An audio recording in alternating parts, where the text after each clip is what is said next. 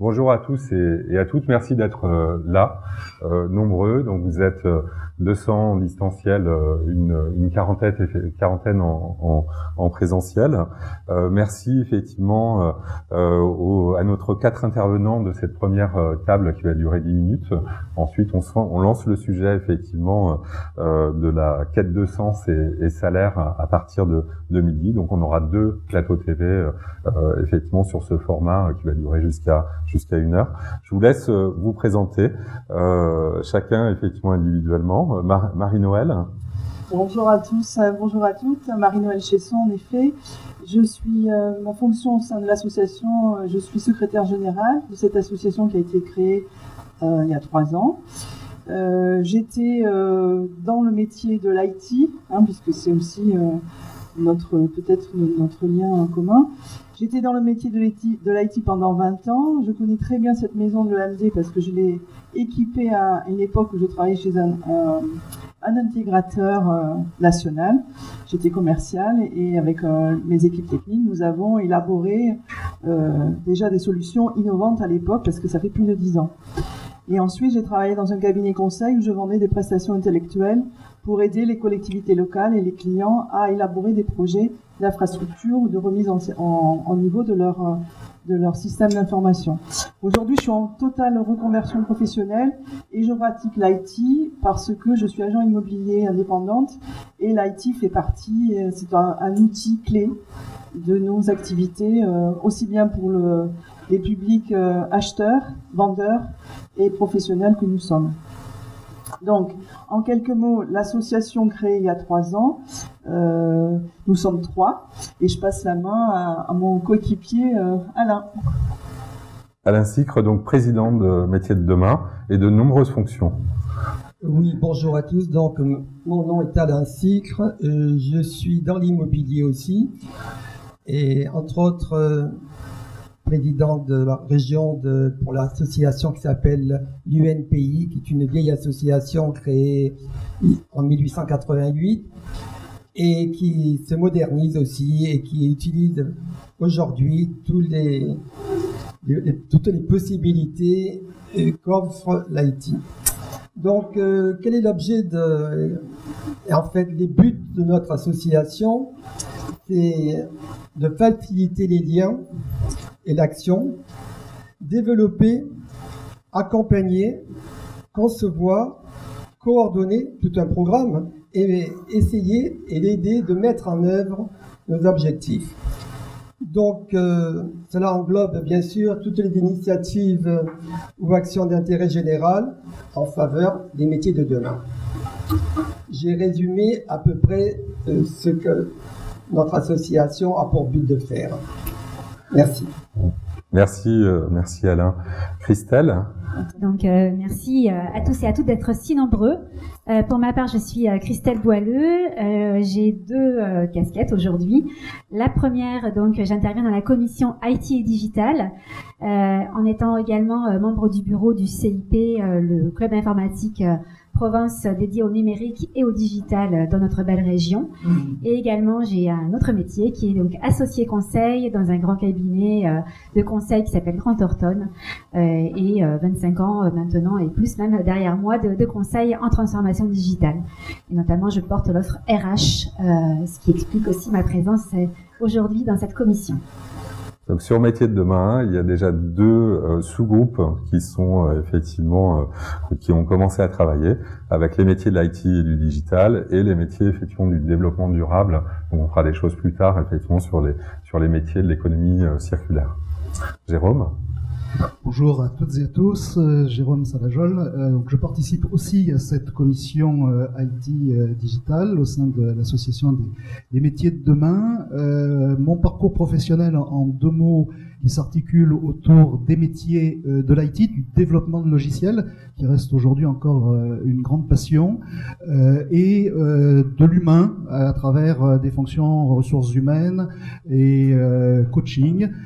Tout ça au sein d'un d'un groupe marseillais qui s'appelle Delta Assurance, une très belle entreprise d'assurance. Et maintenant, j'enrichis ces fonctions autour de 2 thèmes, le coaching à travers une école de coach et à travers une mission à la plateforme, qui est une école de code à Marseille, et nous participons à former beaucoup d'étudiants au code informatique et après à faire des passerelles avec le monde de l'entreprise et le monde du travail. Merci Jérôme. Marino, des éléments complémentaires sur Métiers de demain? Oui, avec plaisir. Donc en fait, on a catégorisé des publics concernés par notre association. Tout en premier, évidemment les demandeurs d'emploi, de l'étudiant, du lycéen, et jusqu'au senior, enfin tout le parcours de la vie active, on peut s'adresser à tout public. Une autre catégorie concerne plutôt dans le monde de l'entreprise les managers, les RH qui ont la volonté d'accompagner et de réfléchir au changement. Donc on peut mener des actions pour amener ces gens-là à la rencontre du premier public. Évidemment, rien ne se passe sans argent, donc on va taper aux portes des institutionnels, et c'est ainsi que nous avons réalisé différentes actions. Déjà l'année dernière, en 2020, malgré l'événement Covid, nous avions réussi la transformation de 3 demi-journée. Nous avons favorisé des rencontres justement où on a eu pas mal de succès avec l'intervention en distanciel. Bien sûr. Et on a fait du présentiel à la COP, il me semble. Ouais. Et en fait, à chaque fois, on a atteint un minimum 100 personnes en présentiel et aussi 200, je crois, de mémoire. Il y avait 200 personnes connectées. Et à l'issue de ça, malgré le contexte, la difficulté de l'époque, nous avons réussi à maintenir l'objectif, ce qui était d'accompagner des jeunes dans le principe du mentorat. Parce que je crois que tous les 3 ici, nous avons participé à cette expérience, à cet accompagnement.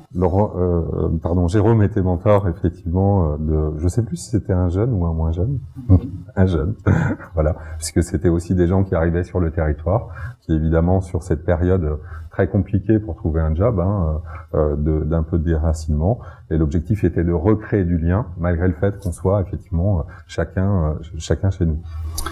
Ensuite, fort de cette expérience, nous avons gagné un petit appel à projet lancé par la région, et nous avons là fait organisé un événement. Alors là, en distanciel, parce que c'est en corona. Oui, on était à nouveau en confinement. En nouveau en confinement.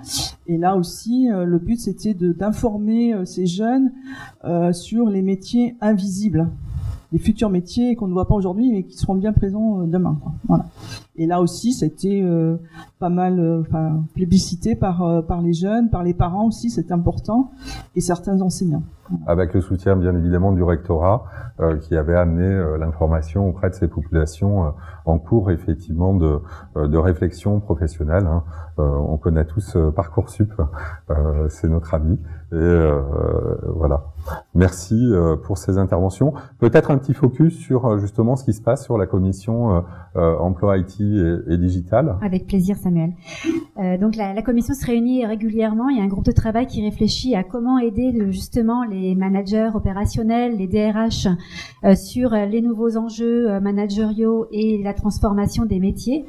Et donc on essaie de leur répondre en leur donnant un maximum de bonnes pratiques, de préparer en fait justement ces réflexions, toujours avec la cible des 3 populations qu'a décrit Marie-Noël, à savoir les demandeurs d'emploi, les jeunes et également ceux qui sont à l'écoute également du marché, et de les aider à y voir clair dans ces nouveaux métiers, puisqu'il y a beaucoup de nouveaux termes, de nouveaux rôles, de nouvelles missions.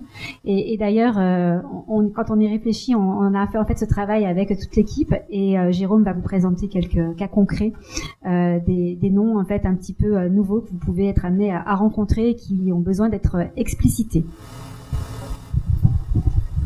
Oui, pour faire le lien avec la conférence qui va suivre et sur la quête de sens, dans le domaine de l'IT, pour donner un exemple, quand j'ai commencé dans ce métier, il y a longtemps maintenant, globalement, les fonctions de l'IT, c'était d'écrire des programmes informatiques avec un seul langage et de s'occuper d'ordinateurs, de serveurs.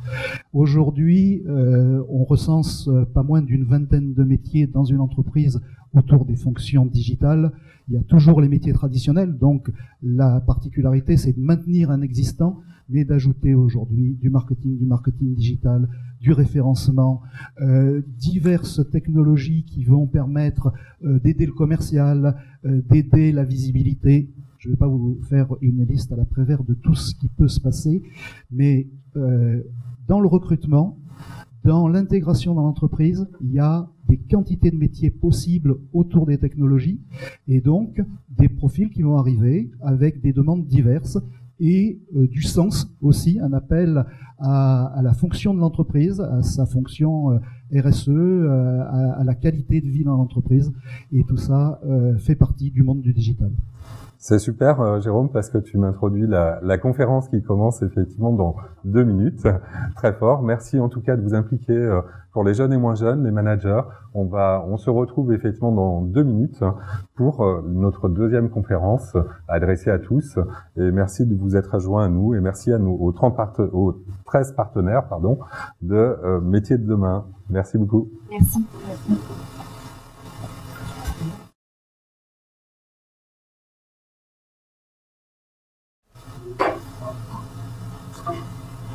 Bonjour à toutes et à tous.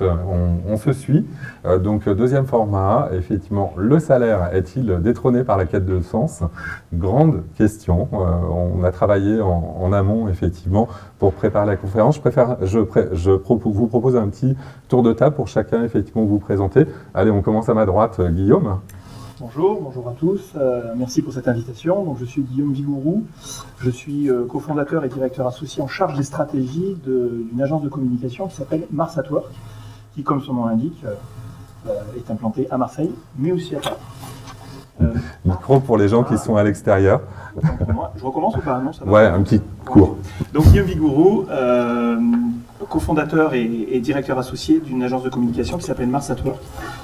Et je suis également président d'une association de lien social qui s'appelle Synergie Family. Très bien. Merci Guillaume.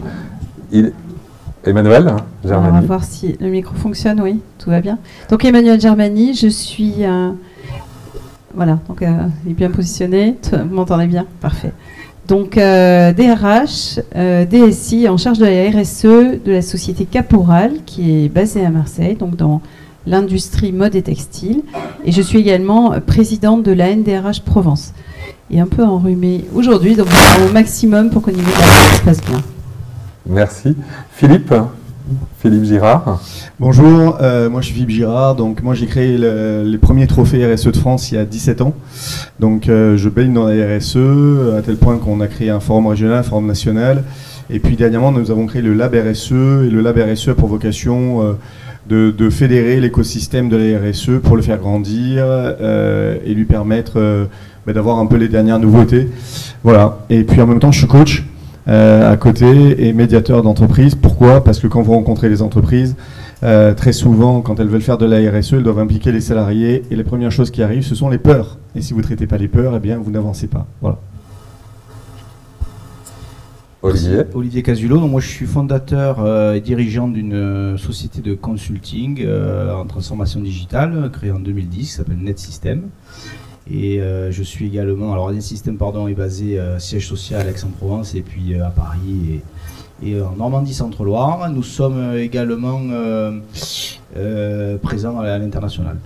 Bref, je suis ici surtout en tant que représentant du syndicat du numérique qui s'appelle Numéum en France, dont je suis administrateur et délégué régional sud, également membre du MEDEF régional et pardon, ça fait un peu comment on appelle ça là, les visuels là, mais c'est important, membre associé à la Chambre de commerce et d'industrie de Marseille-Provence. Voilà. Merci Olivier. pendant cette conférence, donc Sylvia n'a pas pu se joindre à nous physiquement, mais elle est là, elle va effectivement intervenir. Pendant cette conférence, on se posera la question de la quête de sens. Évidemment, dans le public, vous êtes soit dans des fonctions DRH, des fonctions de manager, ou tout simplement jeunes diplômés en recherche effectivement de vos chemins professionnels. Donc on parlera marque employeur, bien évidemment, sur cette conférence, on parlera RSE, quête de sens. Je propose que Sylvia, effectivement, nous interpelle, notre complice.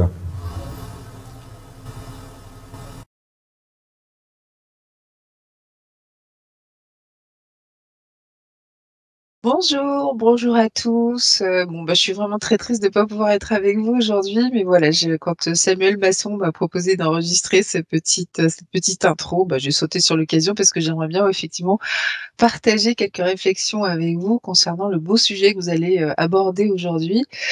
Parce que votre question, elle est pleine de sous-entendus, d'abord. Donc c'est ce que je voudrais commencer par vous dire. Le salaire est-il détrôné par la quête de sens? Sous-entendu, dans la hiérarchie des critères pour choisir un job, le salaire ne serait plus aussi important qu'avant. Les candidats privilégieraient des jobs pas forcément bien payés, mais qui ont un sens pour la société, un sens pour la planète, pour leur famille, pour eux-mêmes, ça ou tout ça à la fois, on ne sait pas. Alors, 2 réflexions à ce stade. D'abord, de quoi on parle, parce que c'est quand même intéressant de définir les termes et puis de savoir qui ça concerne. La quête de sens, c'est une démarche qui consiste à trouver un emploi qui répond à ses aspirations, à ses valeurs, à ses choix de vie. Enfin, c'est comme ça que je le vois, moi. Mais attendez, en fait, un job bien payé, ça peut aussi être une quête de sens. Parce qu'il y a par exemple des commerciaux, des directeurs généraux ou qui vous voulez, d'autres fonctions, qui peuvent faire n'importe quel job pourvu que ce soit bien payé. En fait, chez eux, le salaire, c'est le sens. Et c'est pareil pour ceux qui n'ont pas le choix, parce qu'il y en a aussi des gens qui acceptent n'importe quel job, peu importe le job, le sens et tout ça, pourvu qu'il y ait un salaire à la fin du mois parce qu'ils ont une famille à nourrir. Ça, c'est la majorité des gens. Donc oui, pour tous les autres, effectivement, la question du sens au détriment du salaire, elle peut se poser. Mais on est bien d'accord, c'est pour une minorité de gens. Alors, ceci étant posé, ce qu'on peut observer quand même, c'est que cette quête de sens, elle est très personnelle. C'est, par exemple, un commercial chez Monsanto, ça a du sens pour ceux qui y bossent. Ça a beaucoup moins de sens pour un écolo. Un autre exemple, produire des jeans éthiques. Ça a du sens pour ceux qui travaillent par exemple chez Caporal, coucou Emmanuel, mais ça n'a pas de sens pour ceux qui se fichent complètement des fringues, par exemple. Travailler dans la cybersécurité, c'est un job qui est devenu hyper tendance, et surtout si on parle russe, mais aujourd'hui, c'est pas du tout le même attrait plutôt aujourd'hui, c'est un super attrait, alors qu'hier, pas grand monde voulait y bosser. Donc c'est très relatif. Donc, à chacun son sens, on est tenté de se dire, sauf que en ce qui concerne le boulot, moi je crois pas qu'il faille laisser l'individu chercher seul. Enfin, en tous les cas, c'est la deuxième réflexion que je voulais partager avec vous, et je serais très intéressée de vous entendre. Je suis assez frappée en fait quand j'interviewe des gens, qui soient des salariés, qui soient jeunes ou moins jeunes, peu importe. En fait, ils ont un job utile, mais ils le savent pas. Et ils le savent pas parce que leur entreprise, elle ne leur dit pas. Donc c'est compliqué pour eux de savoir en quoi ils sont utiles au projet de l'entreprise, parce que ça reste complètement flou. Ils ont des objectifs, mais qui sont pas forcément connectés aux grands objectifs de l'entreprise. Voilà. Donc ma question, en fait, pour vous, c'est est-ce que vos entreprises ont ce souci de permettre à chacun des collaborateurs de savoir comment ils contribuent à l'entreprise, comment ils contribuent au grand tout, et si oui, comment? Quelle méthode? Et est-ce que vous pensez que c'est votre job, finalement, de veiller à trouver un sens, à donner du sens à ce qu'ils font chez vous? C'est ma question. Bon. Et pour finir, parce que je voulais quand même apporter quelques éléments factuels, on entend plein de signes. En fait, on entend parler des signes qui montreraient que la quête de sens, elle bat son plein depuis la pandémie. Je pense à 4 choses. D'abord, la grande démission. Vous allez sans doute en parler. C'est un phénomène américain. Je répète, c'est un phénomène américain, mais en fait, en France, il n'y a pas de grosse vague. Alors sans doute parce qu'on a un autre système social.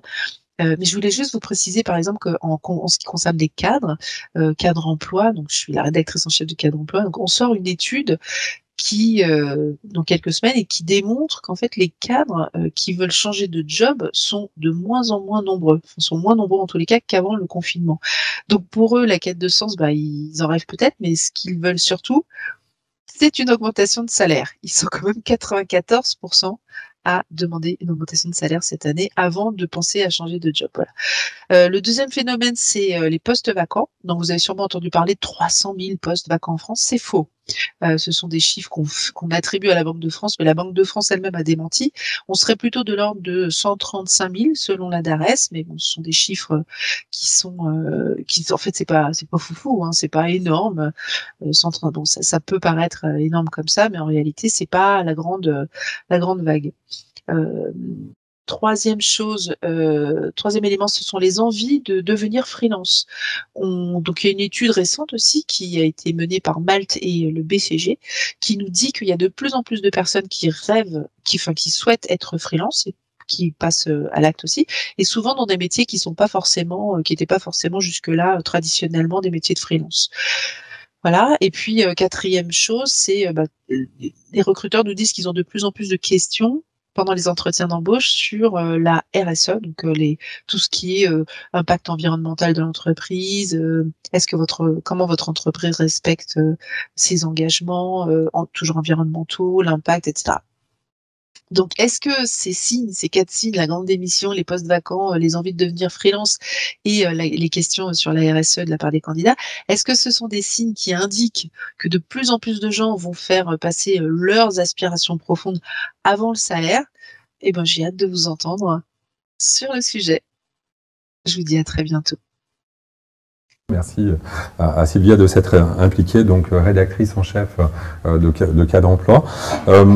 Quel est finalement aujourd'hui ce monde du travail? Il est en pleine mutation, donc de toute façon, Emmanuel, clairement tu es interpellé. Hein. Il est en pleine mutation. Sylvia amène un certain nombre de sujets. Comment rebondir? Quelles sont ta vision en tant que finalement présidente de la NDRH Sud-Est et en tant que DRH de Caporal? Alors, la réflexion que je me suis faite, La réflexion que je me suis faite, c'était que, en fait, quand on entend Sylvia, on voit la complexité du monde actuel. Et voilà, on parle beaucoup du monde VUCA, complexe et incertain. Et je trouve qu'au travers de ces quelques minutes, on en voit bien toute l'étendue, avec de multiples facteurs qui viennent bousculer le monde du travail. Ce qui est certain, et la crise actuelle viendra encore renforcer ce qu'on est en train de constater, c'est que le monde de demain fait bouger les lignes de manière importante. Alors, pour revenir sur cette quête du sens, elle est montée en puissance, on le voit au travers de X études. On pourrait citer des chiffres, mais je crois que depuis 2018-2019, on parle de la montée de cette quête de sens qui viendrait effectivement détrôner un petit peu tous les autres facteurs et être un levier de motivation extrêmement important. Je crois que là, on est dans... Je pense que les choses sont plus complexes que ça. On n'a pas un seul facteur qui serait... tous les candidats dans tous les secteurs seraient en premier en recherche de sens.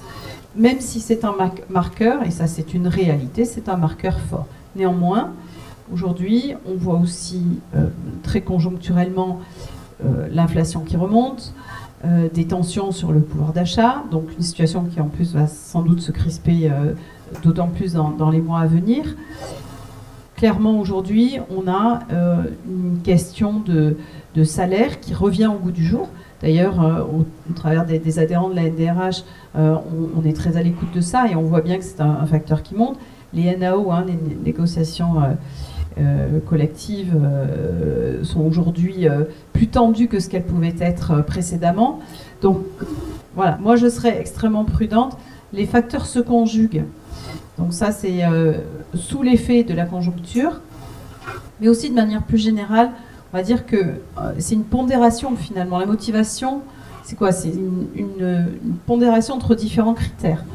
On va retrouver effectivement le sens que l'on donne. Est-ce que j'ai des objectifs clairs, précis et qui me motivent, hein, finalement, c'est ça, hein, la quête de sens, c'est que je sais pourquoi je suis là, j'ai une utilité dans mon travail, hein, ça va être ça qu'on va retrouver.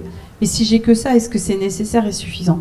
Finalement, c'est l'équilibre, alors c'est difficile aussi parce que ça tient aussi à l'individu.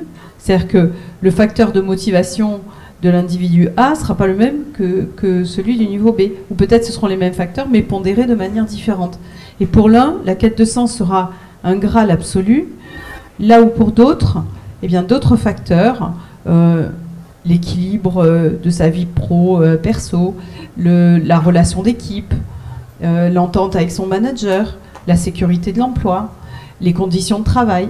Donc tout ça sont autant de facteurs, le salaire bien évidemment, c'est ce dont on parle, sont autant de facteurs qui à un moment donné se pondèrent de manière différente. Voilà, donc là c'est vrai qu'on a fait le focus sur 2 facteurs en priorité, ce facteur tellement émergent de la quête de sens et le salaire qui, on va le dire intuitivement, serait quand même le facteur qui fait que les gens restent. Je crois, et après peut-être je laisserai parler les autres personnes, mais je crois quand même que la notion du salaire, il y a quand même cette notion du salaire en dessous duquel on n'est pas OK dans l'entreprise. Hein, et ça, c'est important. Et après, même si vous faites un job super intéressant, que vous avez des perspectives de carrière, qui sont aussi encore des facteurs de motivation, mais que votre rémunération, à un moment donné, est insuffisante, en tout cas que vous avez la perception qu'elle est insuffisante, parce qu'on va voir, je pense qu'on va en discuter tous ensemble, mais on est beaucoup dans l'ordre aussi de la perception, pas seulement de la réalité. Puis à un moment donné, si vous sentez que vous êtes pas aligné, vous pouvez avoir tous les autres critères, celui-là il va être quand même extrêmement déceptif. Également parce que derrière ce qu'on met la rémunération, probablement il y a la notion de la reconnaissance. Un salaire, c'est pas que de l'argent, c'est un minimum quand même, parce que en dessous duquel vous dites je peux pas consentir tous ces efforts, c'est du donnant-donnant le salaire. Je peux pas consentir tous ces efforts et obtenir seulement ce que j'obtiens en retour, et qui en plus est un marqueur de reconnaissance qu'on me porte, donc ça veut dire qu'on dévalorise mon travail, ça veut dire qu'on me dévalorise. Donc le salaire, c'est aussi ça derrière. Voilà. Et ça, c'est quand même ce qui fait que pour moi, le salaire à un moment donné va être quand même fait partie toujours de la course, et je ne l'opposerai pas, les choses ne sont pas binaires, on n'a pas le sens d'un côté et le salaire de l'autre. Tout à fait d'accord. C'est le lien entre notre vie personnelle et notre vie professionnelle, à un moment donné, et le salaire. Peut-être, donc, tu travailles sur, effectivement, la partie RSE.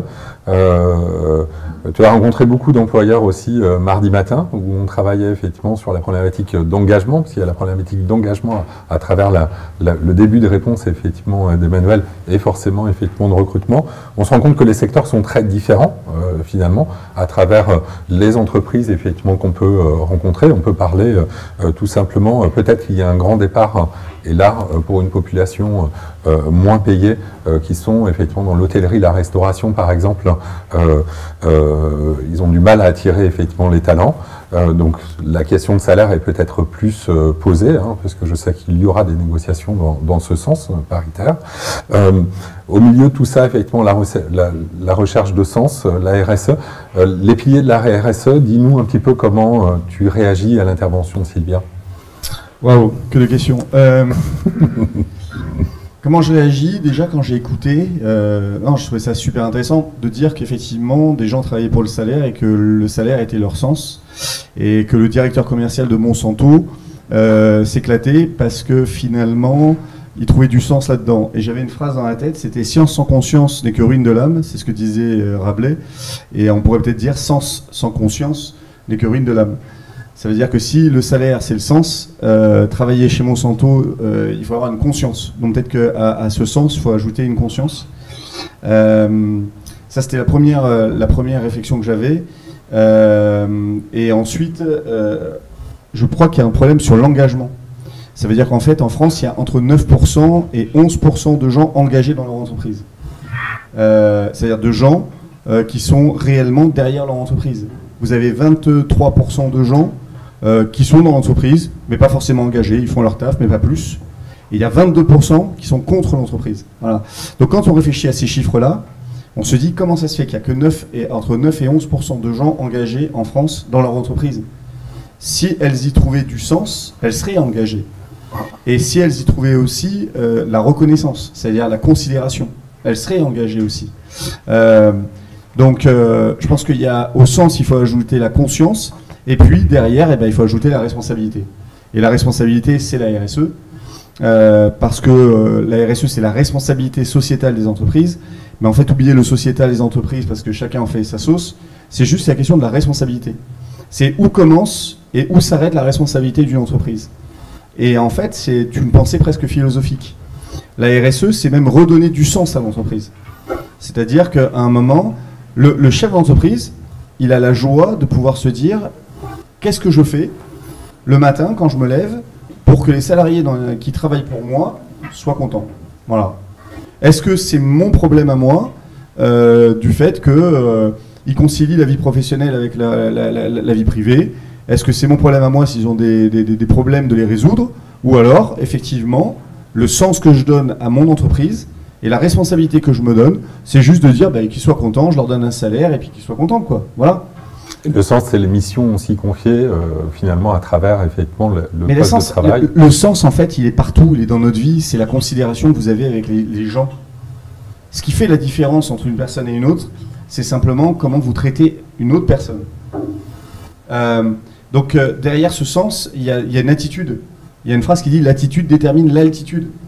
Si l'entreprise veut prendre de la hauteur, il faut qu'elle corrige son attitude.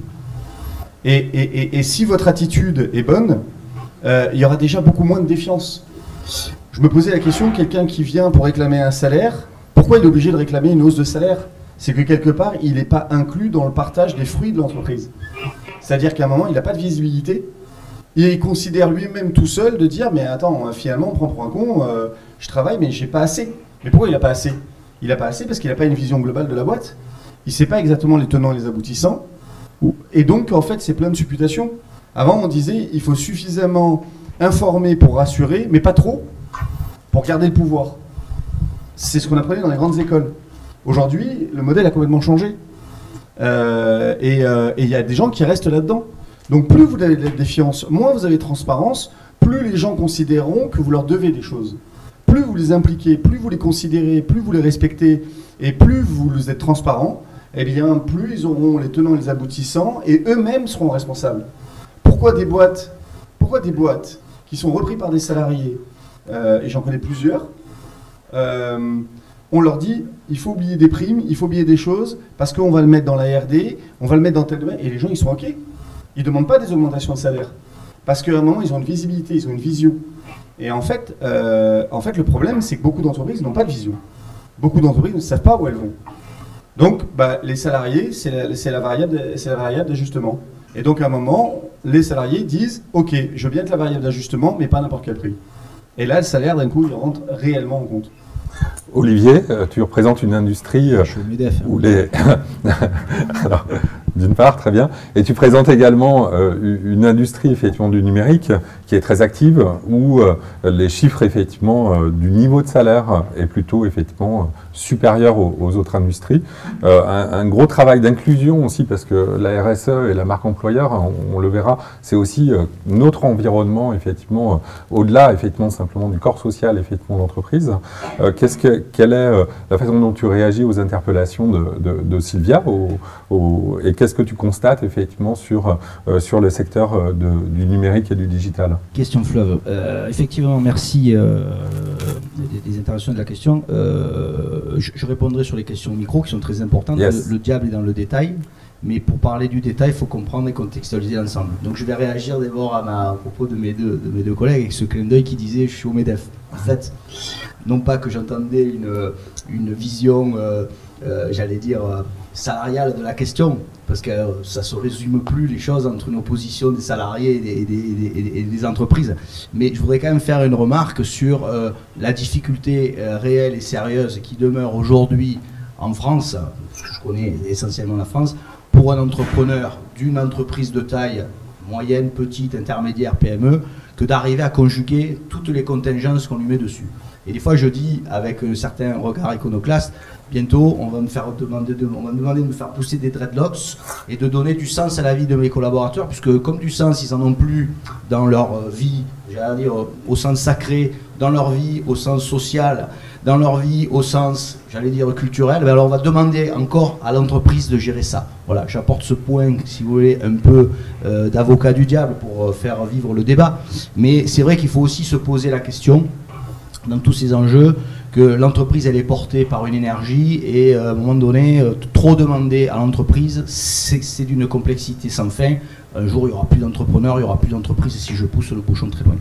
Nonobstant ces considérations-là, il est évident que l'époque, elle change.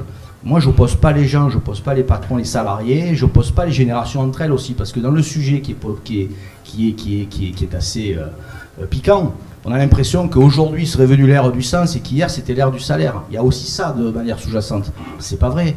Il n'y avait pas des brigands post-68 arts et il y aurait aujourd'hui de jeunes gens qui seraient voilà, des oies blanches. Je ne pense pas que ça se résume en ces termes, les choses.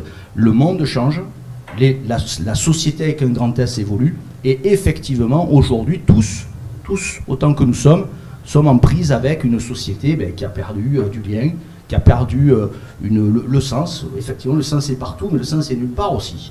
C'est ça la difficulté.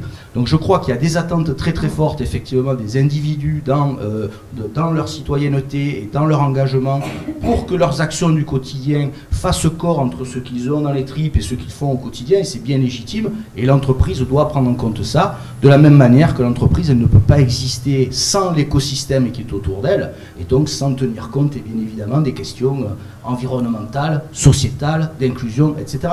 C'est tellement évident qu'il me paraissait important de le répéter. Je dirais simplement que dans mon secteur, pour répondre à ta question de manière un peu plus micro, je veux dire, prenez un jeune collaborateur aujourd'hui sur le marché de la cybersécurité et proposez-lui 24 kg € brut annuel, mais il part en courant, ou même pas, il vient à votre entretien. Genre, il y a quand même une réalité aussi, toujours pareil, mieux vaut être bon sur un mauvais marché que mauvais sur un bon marché. C'était l'inverse que je voulais dire, hein, vous avez bien compris. Aujourd'hui, il y a des marchés qui tirent, il y a de la demande, il y a peu d'offres, forcément les salaires ils montent. Voilà. Ça, c'est pas propre à 2022. Je crois que ça a toujours été le cas. Et tant mieux, puisque derrière, ça crée aussi une excellence, une émulation, et forcément, je trouve ça tout à fait positif. Et moi, je suis content que de jeunes gens se soient positionnés et eu du flair sur des secteurs qui sont non seulement porteurs pour eux, parce qu'il y a du boulot pour le siècle qui vient, hein.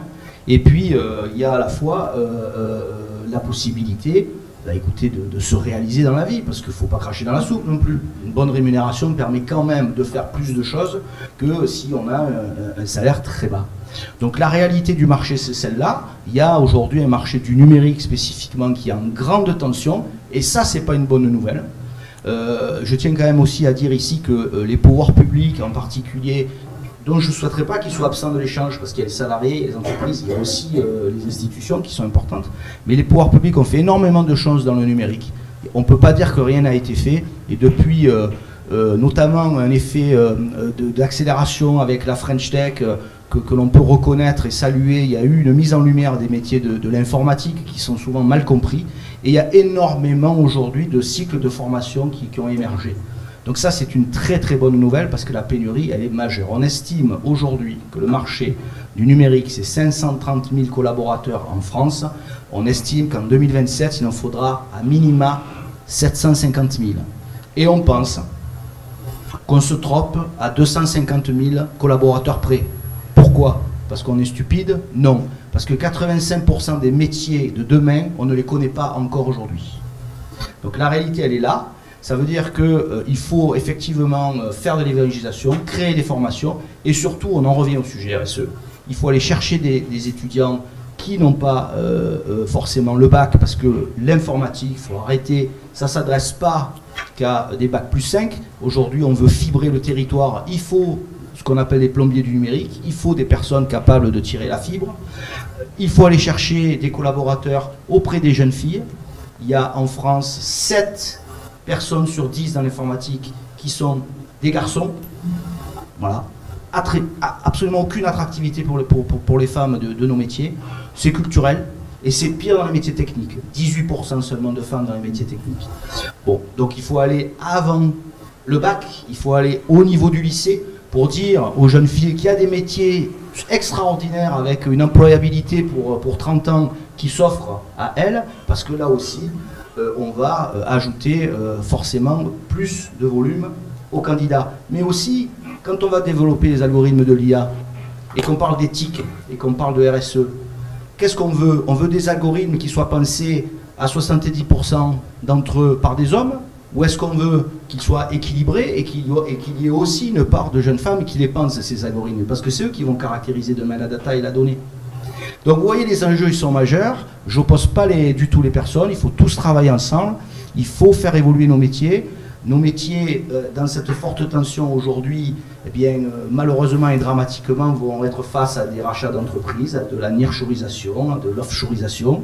Alors c'est sûr que quand on a nearshoré à Kiev aujourd'hui et qu'on est une boîte du numérique, on est un peu mal. Mais voilà, il y a tous ces éléments à prendre en compte pour que, in fine, et c'est bien là le sujet, le sens, on ne le perde pas. Merci Olivier. Donc des métiers en tension qui se posent des questions. Tous les métiers sont empreints numériques, hein, Emmanuel. Je pense que dans le témoignage aussi de ta vie de caporal, tu vas nous le dire tout à l'heure. Guillaume, tu accompagnes un certain nombre de petites, grandes structures sur ces questions effectivement de recherche de sens. Vous avez même chez Mars at Work refondé effectivement votre entreprise autour de ces questions. Quel est effectivement ton témoignage et la façon dont tu rebondis aux différentes interventions? Alors, beaucoup de choses ont été dites et de façon très, très intéressante et c'est ce qu'on constate de façon générale auprès des entreprises. J'aimerais reprendre justement quelques points. D'abord à la question, le salaire est-il détrôné par la quête de sens? Je pense que la réponse, elle est, on ne les oppose pas. Évidemment, ça fait partie d'un tout et d'un ensemble. Mais peut-être que la quête de sens est montée de façon beaucoup plus importante aujourd'hui dans les critérisations et dans le choix. Tu parlais de l'engagement tout à l'heure. Ce qu'on constate, nous, auprès de nos clients, c'est cette quête d'engagement, essayer d'engager ses collaborateurs, de faire en sorte que ces collaborateurs soient impliqués. Et là, on a beaucoup parlé de quête de sens personnel. Et là où moi j'aimerais mettre le focus, c'est beaucoup plus sur une quête de sens finalement collective. Les choses se passent de façon collective. Et les gens restent dans l'entreprise s'ils s'y retrouvent dans la démarche collective de l'entreprise. Et s'engagent dans l'entreprise s'ils s'y retrouvent.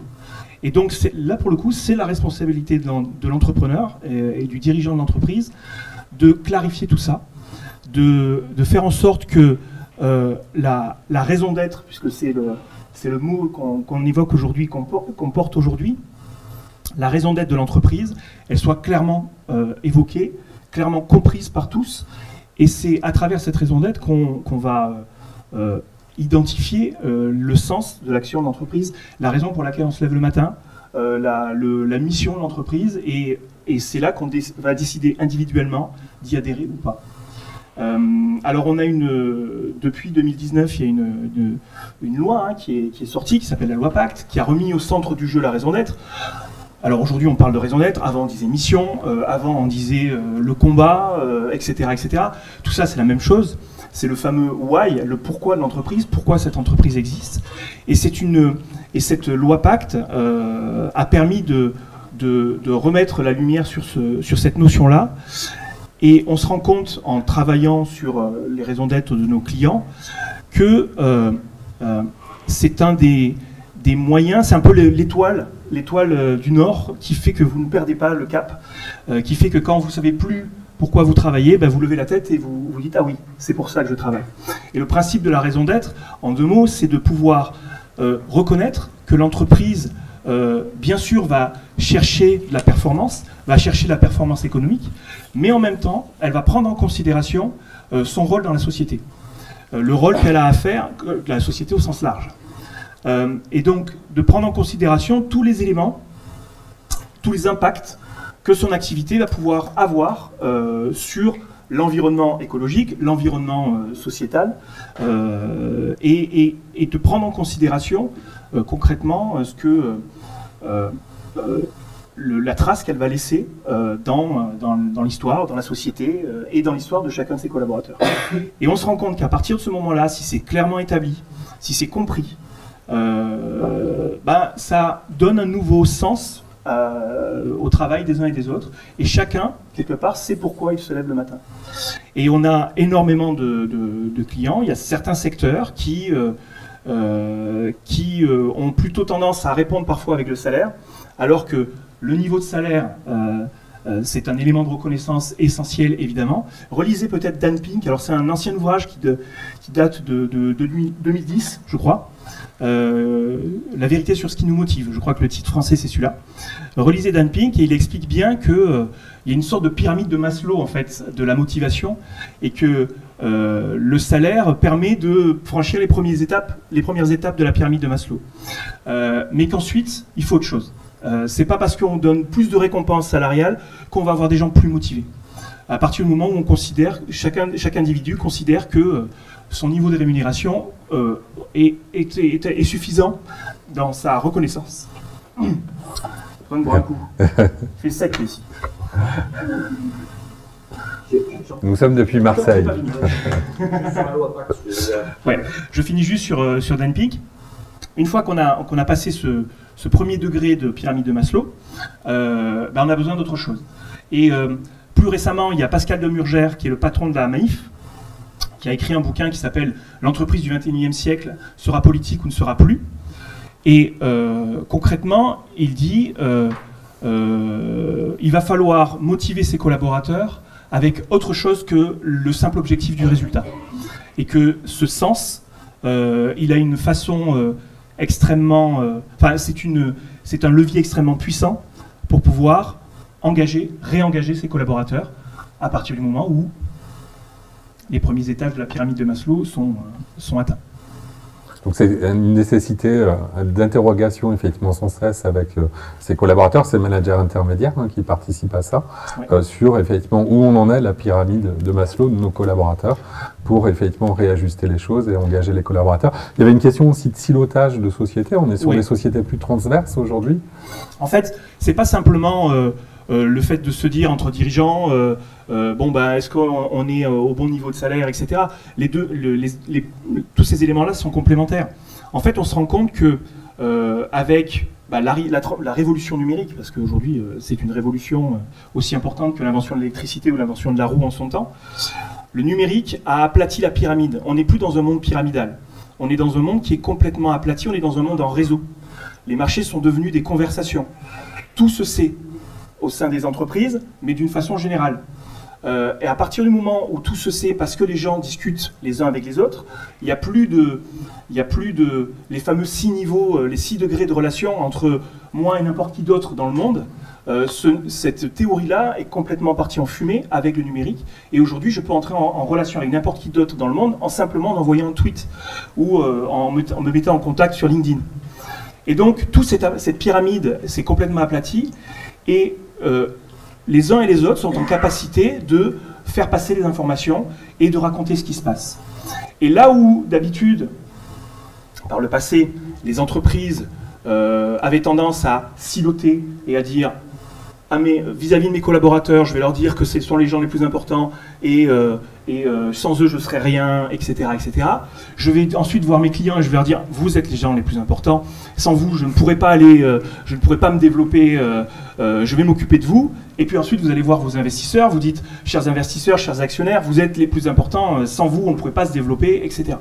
Et là où les entreprises avaient un discours différent, parce que avec des publics différents, aujourd'hui c'est impossible. Aujourd'hui, un collaborateur, il peut être client, et il peut être actionnaire de sa boîte. Et il ne supportera plus, tu parlais de transparence, il ne supportera plus la différence de discours en fonction de son statut. Il faut que l'entreprise parle d'une seule et même voix sur toutes les cibles, sur tous les sujets, et qu'elle ait une approche qui soit à la fois transparente, c'est-à-dire montrer ce qui se passe au sein de l'entreprise, mais aussi j'y rajouterai de la cohérence, j'y rajouterai de l'authenticité, et je compléterai par de la réactivité. C'est-à-dire que le fait que ce monde soit aplati comme ça oblige les entreprises à non seulement ne pas raconter des salades et raconter clairement ce qui se passe à l'intérieur, oblige à, quelle que soit la personne, à avoir le même discours et donc avoir une certaine cohérence d'ensemble, d'être authentique et de raconter clairement ce en quoi elle croit, ce qu'elle fait et pourquoi elle le fait, et enfin d'être réactif. Parce qu'à un moment donné, quand on vous pose la question, si les marchés sont des conversations, si on vous pose une question et si vous attendez 2 semaines avant de répondre, il y a un problème. Il y a un problème, ce n'est plus supportable aujourd'hui par qui que ce soit. Donc ces silos-là ont complètement explosé et on ne peut plus avoir de discours différents. Il faut être transparent, réactif, cohérent et authentique. Merci, merci. Loi Pacte, et après Emmanuel, dans l'exemple de l'entreprise, effectivement, Caporal.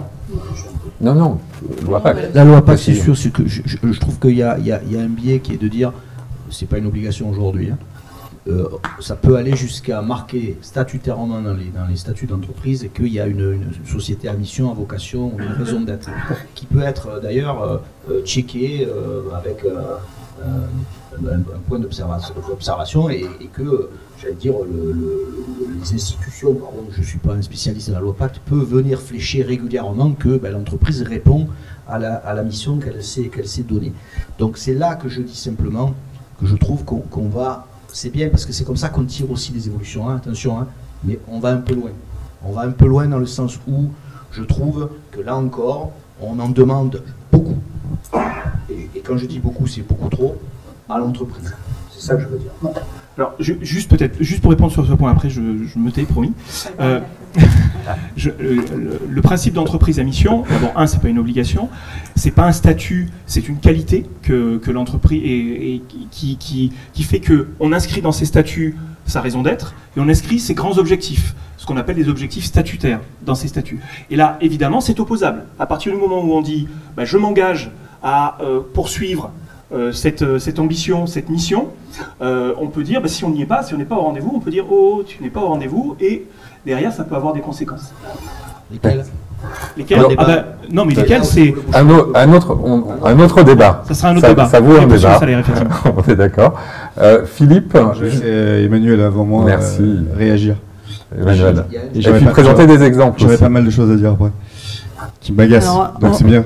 On parle de quoi? On parle de la loi Pacte, on parle du sens, on parle du salaire. On parle forcément d'engagement des collaborateurs, de marque employeur. Qu'est-ce qu'on fait?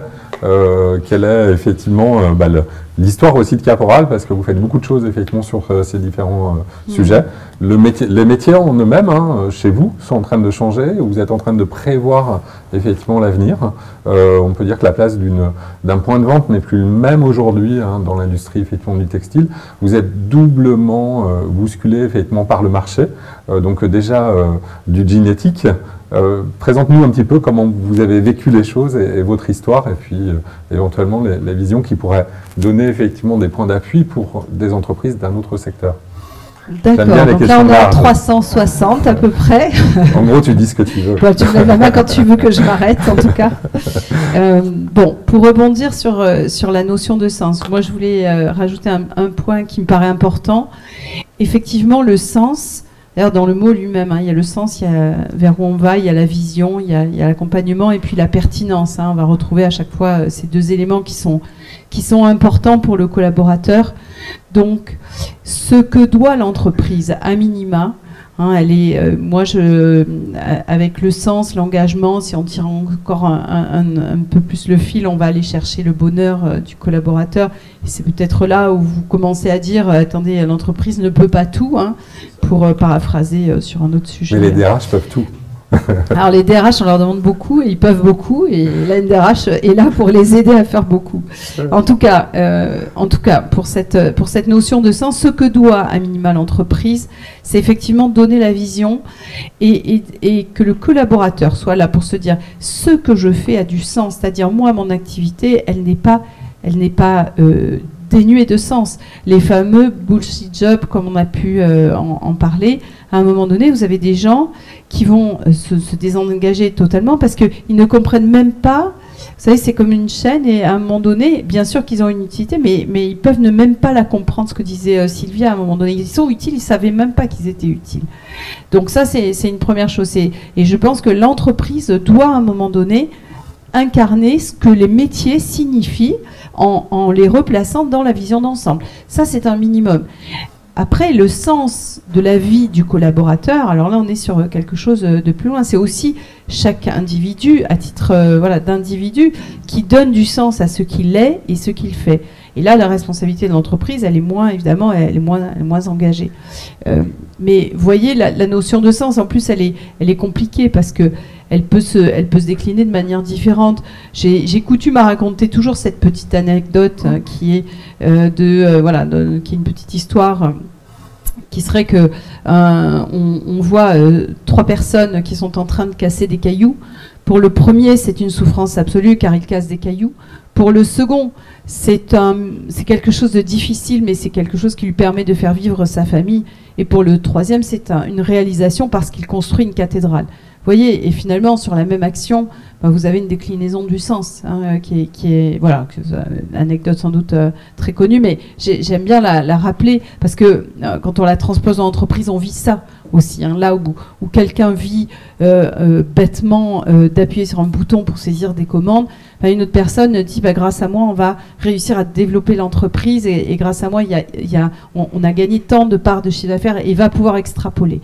Donc le rôle de l'entreprise, s'il veut embarquer, c'est peut-être retrouver aussi l'histoire, en fait, être capable de raconter ce que derrière le métier, en quoi la personne est contributive, comment elle va le faire. Alors comment on fait, nous, pour entrer un peu dans le concret, comment ça se passe dans la vraie vie, dans les entreprises.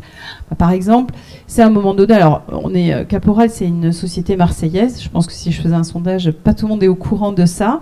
On est basé à Marseille, on est né à Marseille, on est resté à Marseille, et on a environ 550 collaborateurs en comptant l'ensemble de nos magasins basés en France entière. Donc sur le siège, environ 140 personnes, ce qui en fait une grosse PME. Et là, c'est aussi de venir expliquer au travers de différents moyens, donc passant par des petits déjeuners où nous, le comité de direction, venons expliquer ce qu'il se fait.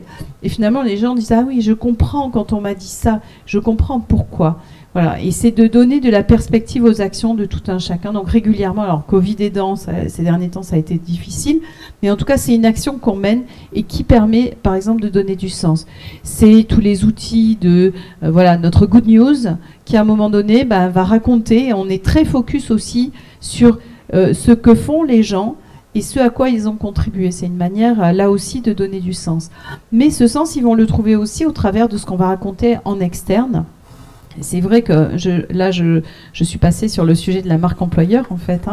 Et par exemple, quand on raconte ce qu'on fait, alors sur LinkedIn, moi-même, je suis assez porteuse d'informations sur ce qu'on a fait.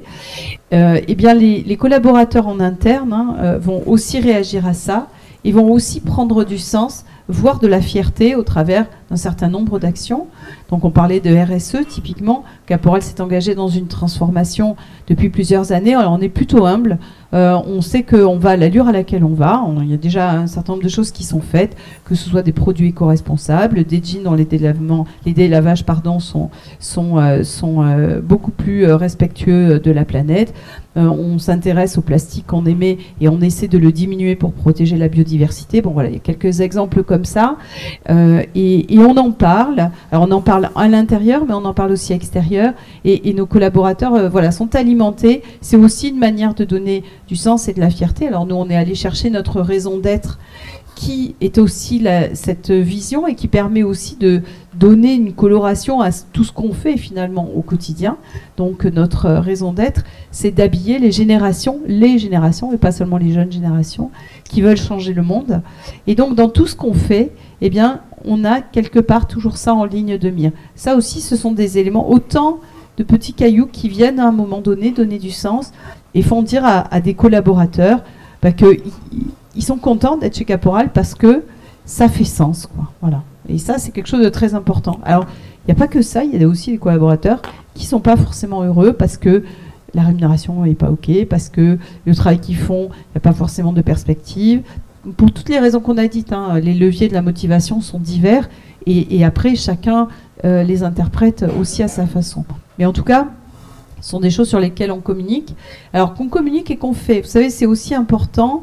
Ce qui a pu changer dans la marque employeur, c'est que finalement, c'est ce côté un peu très marketing qu'on a pu avoir dans les années 90, 2000, 2010, où finalement on était dans, vous savez, dans le site internet des entreprises, vous avez des jolies valeurs.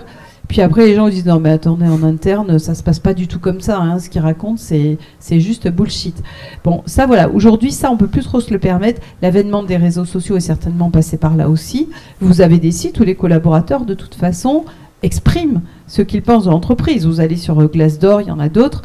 Vous avez des notations d'entreprise. Hein, donc le name and shame sur les entreprises est là. Donc il faut, aujourd'hui, dans ce qu'on fait et dans ce qu'on communique, en tout cas, on essaie d'être aligné avec la réalité de l'entreprise. Et finalement, quand les entreprises arrivent à être bonnes là-dedans, finalement, qu'est-ce qui se passe? C'est que c'est l'employé lui-même, sont les salariés eux-mêmes, qui vont quelque part porter la bonne parole et qui vont dire, chez nous, il s'est passé ça et franchement, c'était super. Et qui vont, c'est ce qu'on appelle l'employé advocacy, hein, le fait d'être ambassadeur de la société. Évidemment, il faut que ce soit quelque chose de naturel et de spontané et pas sponsorisé par l'entreprise, parce que sinon ça risque d'être difficile à mettre en œuvre. Mais quand on voit ça, quand vous voyez par exemple sur LinkedIn certains collaborateurs d'entreprises qui parlent de leur entreprise et qui portent leur fierté de participer à une opération, à une histoire, à une croissance, et bien là, vous voyez le discours externe, quand vous avez des candidats, hein, on sait en ce moment toutes les difficultés pour recruter, ça va faire résonance et une fois de plus, ça donne du sens. Tout ça, ce sont des choses extrêmement importantes. Pour revenir sur les transformations des métiers, on est transformé dans le textile, sur énormément de transformations et tout en même temps. Et ça, c'est très difficile parce que c'est vrai que ça met de la pression en interne, parce on change tout le temps.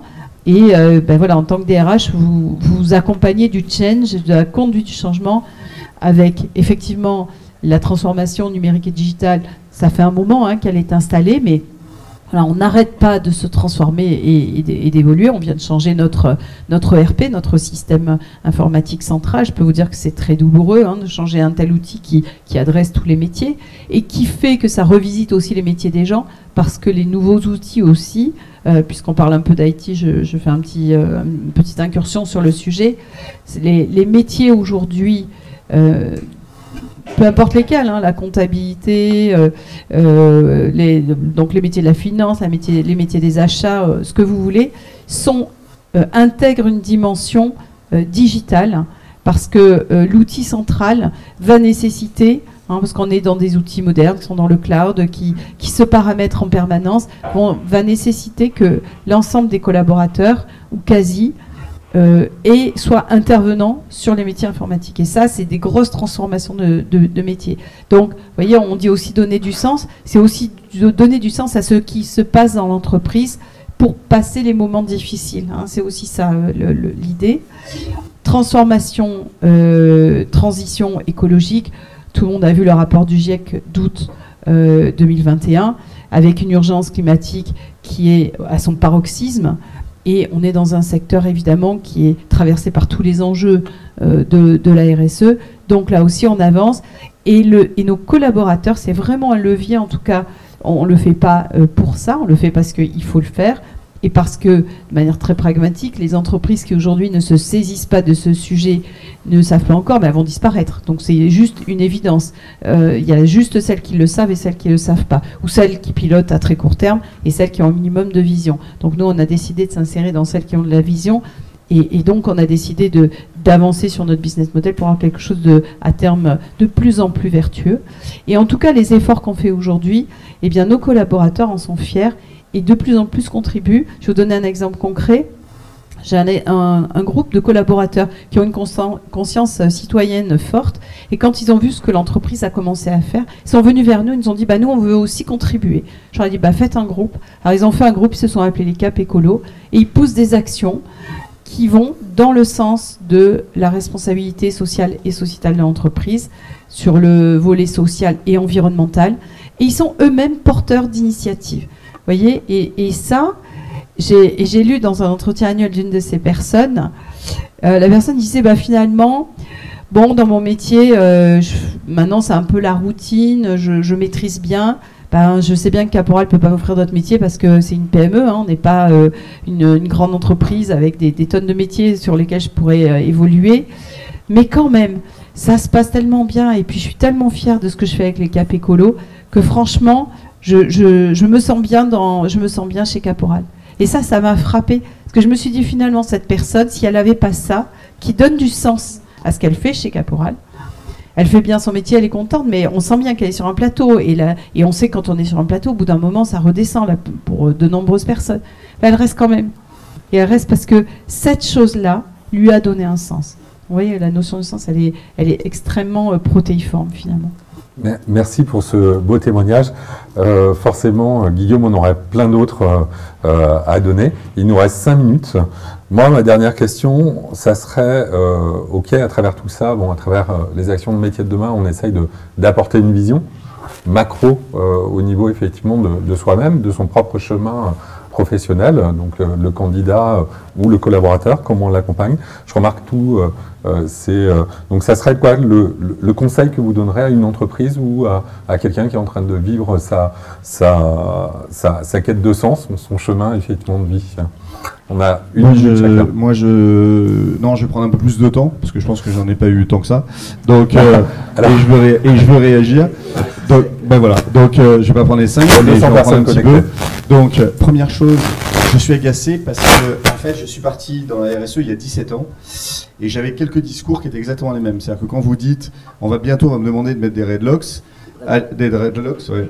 À l'époque, quand on est parti dans la RSE, effectivement, les gens disaient c'est pas possible. C'est-à-dire qu'il y a toujours ce truc-là, quand on demande à aller dans du sens et de la responsabilité, effectivement ça demande des efforts. Et à chaque fois, il y a des entreprises qui disent c'est pas possible, ça prend trop de temps, c'est trop long, c'est pas ma vocation, c'est pas à moi de faire ça, etc. Donc c'est à qui? Si la RSE est arrivée, c'est parce qu'à un moment on s'est dit effectivement ce n'est pas que l'État, c'est pas que les collectivités qui sont responsables, les entreprises aussi ont une responsabilité. Et en fait, si on pense au télétravail, avant la crise, le télétravail c'était impossible. 13% des entreprises étaient en télétravail. Et on disait ça n'a pas de sens, ça ne marchera pas, ça n'est pas possible, etc. Et en fait, il a fallu une crise pour que d'un coup, branle-bas combat, tout le monde se mette au télétravail et que d'un coup, ça marche. Et donc, en fait, ce qui m'agace, c'est ce discours et d'ailleurs, il vous donne tort, parce que moi, j'ai la chance de travailler depuis 17 ans dans la RSE, de rencontrer des entreprises qui ont exactement le discours inverse aujourd'hui. C'est-à-dire qu'elles ont compris qu'elles étaient responsables, elles ont compris qu'effectivement, on leur demandait des choses et qu'il y avait des droits et des devoirs, mais des deux côtés. Et qu'en fait, elles ne faisaient pas des salariés une variable d'ajustement, une monnaie d'échange, ou juste quelque chose de hiérarchisé, c'est un partenaire. C'est-à-dire qu'aujourd'hui, un salarié devient un partenaire. Et en fait, si vous voulez qu'une entreprise réussisse aujourd'hui, il faut qu'elle fasse de son salarié un partenaire. Mais de quelle manière elle va faire son partenaire? Et c'est un peu comme si tu donnais de la confiance et de la responsabilité à quelqu'un, mais qu'à chaque fois que tu lui disais, ouais, je te donne un peu de confiance là, mais quand même, il faut que tu montres beaucoup de choses derrière, etc. C'est soit on fait confiance, soit on ne fait pas confiance. Il y a des boîtes, elles ont décidé ça. Et si les gens étaient si heureux que ça, et si les gens étaient vraiment dans le salaire, pour revenir à la thématique d'aujourd'hui, pourquoi les boîtes du CAC 40 aujourd'hui n'arrivent pas à recruter? Parce que tout simplement, ces boîtes du CAC 40, elles ont des systèmes très hiérarchisés. Quand elles prennent une décision et qu'elles disent on va le faire, le problème c'est que quand elles vont le faire, ça prend 6 mois, ça prend 9 mois, ça prend 1 an. On est dans un moment d'immédiateté, et parce que la promesse n'est pas au rendez-vous. Et en fait, aujourd'hui, et vous l'avez dit, Guillaume, c'est l'alignement. En fait, on a besoin aujourd'hui d'alignement. Et on a besoin, et le MEDEF particulièrement, a souvent freiné des pieds sur les normes, en disant c'est encore une norme de plus, on demande encore des choses aux entreprises, Et moi, quand j'ai commencé, je me suis posé la question. Je me suis dit, effectivement, pourquoi on invite des normes? Et dernièrement, j'ai vu un artisan, il va falloir changer les escabeaux. Parce qu'il faut rajouter un 3e pied, machin. Mais il dit, attends, j'ai 10 salariés, j'ai 10 escabeaux, il va falloir que je rachète, tu te rends pas compte, l'investissement, etc. Ouais, mais pourquoi on change l'escabeau? Parce qu'il y a un type qui est tombé, qui est tétraplégique. Alors, soit, à un moment, on trouve cette solution et on dit, bah tiens, on va changer les escabeaux parce qu'on va éviter qu'il y ait peut-être d'autres personnes tétraplégiques. Et à chaque fois, c'est ça. Et pourquoi on crée de la responsabilité? Pourquoi aujourd'hui, on est obligé de parler de sens? Parce que quelque part, il devrait y avoir du bon sens de plus parler de sens. Donc j'en ai pas. Pas du tout. Ah, d'accord. Alors, ici on est, attends, non, mais ici on est dans le débat d'idées, on n'est pas dans le militantisme. Moi, moi je suis dans le débat d'idées, et à aucun instant j'ai dit que la raison d'être c'était quelque chose vers lequel il fallait pas aller. Je me suis peut-être mal exprimé, et j'en suis navré. Moi je suis pas du tout agacé, je suis content parce que tu es en train de verbaliser toute l'essence de ce pourquoi on est dans ce mouvement. Donc il ne faut pas être agacé, il faut être au contraire heureux, puisque tu vois, au bout de 17 ans d'investissement là-dedans, aujourd'hui, ces sujets dont tu étais précurseur sont en train d'émerger. Et de toute façon, une entreprise, elle doit s'adapter à son marché, côté produit, couple produit-marché. Si elle ne le fait pas côté de ses salariés, ben elle ne continuera pas à exister. Donc je veux dire, le débat, c'est même pas, il n'existe même pas. On n'a pas le choix en tant qu'entrepreneur que d'aller là dans ce sens-là. Sois rassuré, cher ami. Eh ben alors, on est dans la conjonction des mondes. Alors je suis rassuré si vous tenez ce discours-là. Je suis très rassuré. Le débat passionne et il faut beaucoup d'énergie. Embarquer nos collaborateurs. On a des ambassadeurs effectivement de ces sujets. Je vous remercie énormément d'être venus effectivement pour cette conférence. Le mot de la fin. Il faut vraiment que je dise que ici à Marseille, dans le numérique, il y a une asso qui s'appelle Made in Soft, dont je suis aussi administrateur, qui milite sur tous ces sujets-là, avec une présidente formidable qui s'appelle Stéphanie Ragueux, et je ne voudrais surtout pas qu'elle croie que je l'ai oublié, et qu'en particulier, elle mène un mouvement du numérique auprès des femmes du numérique pour promouvoir nos métiers, et c'est un sujet majeur, comme j'ai essayé de l'expliquer tout à l'heure. Pardon d'avoir été un peu long. Merci aux 13 partenaires, dont Made in Soft, effectivement, d'être parmi nous. La région Sud, les institutionnels, on parlait effectivement du rôle effectivement environnant, la métropole également. Peut-être un dernier mot, un conseil, une envie. On refera des crochets, on refera des ateliers, évidemment, bien évidemment, sur ces sujets. Non, je pense que le mot de la fin, c'est toi qui l'as dit, c'est l'alignement. Soyez alignés, soyez cohérents. C'est la meilleure façon. Enfin, c'est du bon sens en fait. C'est comme quand vous avez une relation avec un individu. À aucun moment vous allez lui cacher quelque chose. À aucun moment vous allez être sournois, parce que ça va se voir, ça se voit. Et ben c'est pareil avec les entreprises aujourd'hui. Les marchés sont des conversations, donc agissez avec vos collaborateurs, avec vos clients, avec les gens avec qui vous êtes en relation, de la même façon que vous agiriez en tant qu'individu. Soyez alignés entre ce que vous êtes, ce que vous faites et pourquoi vous le faites. Voilà. Merci beaucoup. Merci Emmanuel, merci de vous être investi sur cette conférence. Merci.